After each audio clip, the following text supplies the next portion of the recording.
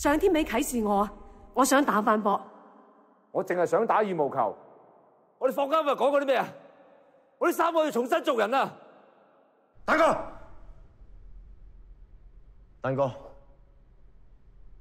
今次係最後嘅一次。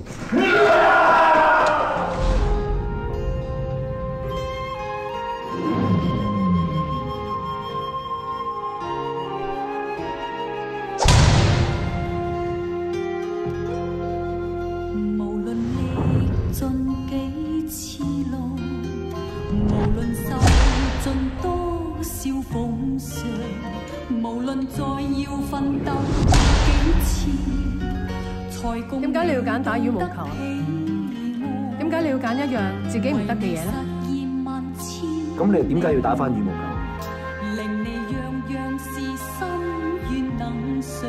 我由一個大賊轉型成為一個成功嘅運動員，途中真係要犧牲好多嘢。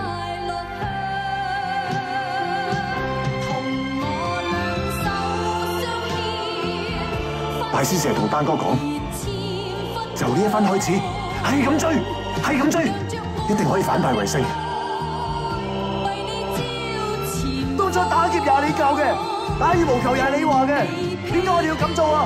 撐你咯！容許我用我嘅身軀化身成一道保護你哋嘅圍牆，等大家都知道，切冠軍唔係流嘅。越係做得唔叻，越俾人笑，就越係要做。